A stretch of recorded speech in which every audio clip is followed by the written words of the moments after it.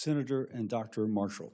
Thank you, Mr. Chairman. I just want to remind everybody that Medicaid spending is going to be going up hundreds of billions of dollars over the next several years. I think the Trump administration has done more for rural health care and the rural economy than any administration. Mr. Secretary, maybe you can just talk a little bit about the monies. I mean, real monies, $1 billion in the Medicaid range, an extra $1 billion we've given to Kansas, and another $220 million to the Rural Health Transformation Fund.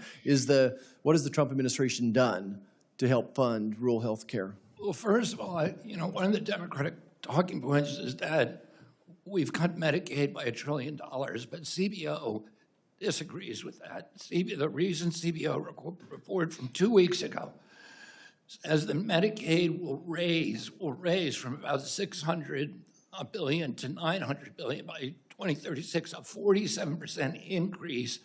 Only in Washington is that considered a cut.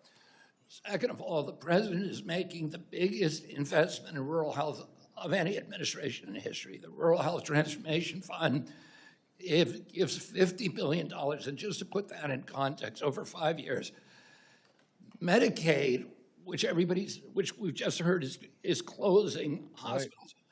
Right. Medicaid only gives 7% of its funding to rural hospitals. It's about $20 billion a year. We are now increasing that influx of federal funds by 50% per year, $10 extra billion a year. This gives those hospitals a chance to restructure to rebuild their infrastructure, to install telehealth, to remodel themselves, as you've pointed out. A hospital cannot exist. The business model is failed for a lot of those hospitals. Again, 1.6 patients a day. You cannot have an overnight hospital and have a business model that works. We need to have another model, and we need to help them transition to that. And that's one of the things that the Rural Health Transformation Fund will do. Yeah, thanks, Secretary Kennedy. Let's talk about something near and dear to our hearts.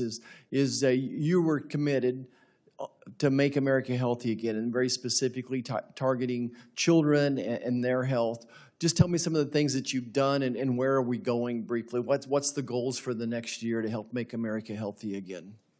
Well, thank you for that question, Senator. I think probably the most impactful thing that we've done is change the food pyramid. The food pyramid was written by food industry lobbyists for 50 years. And it reflected the mercantile impulses of those companies that put Fruit Loops at the top of the food pyramid. We have now done a science-based guideline. The best nutritionists in our country from the biggest universities came together for almost a year, did a science-based guidance, and that emphasized protein, vegetables, whole grains. That will now revolutionize the dietary culture in this country because we're changing the subsidy program. So we give $405 million just from USDA a day to food subsidies, to the WICS program, to school lunches, to the Indian Health Services, to SNAP, and all these other programs. And they will now change to align with the dietary guidelines.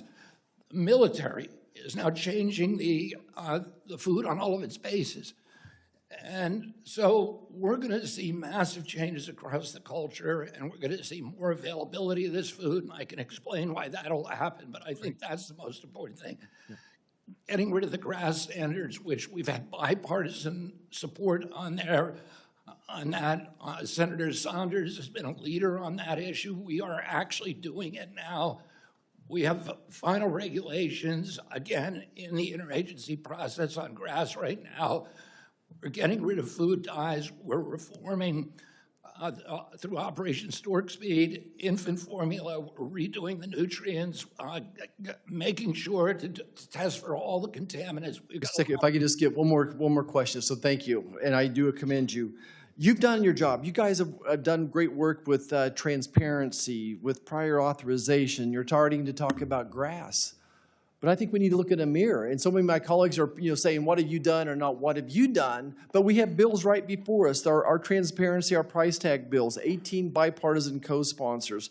Our prior authorization bill, 68 co-sponsors. Let's get those across the finish line. GRAS legislation, our MAHA package. We just released a large HSA package of bills. All of these would drive down the cost of health care, codifying much what you have done as well. But Congress we need to do our job too, and quit treading water up here. Thank you, Mr. Secretary. Thank you, Senator Marshall. Support journalism you trust. Support PBS News. Donate now, or even better, start a monthly contribution today.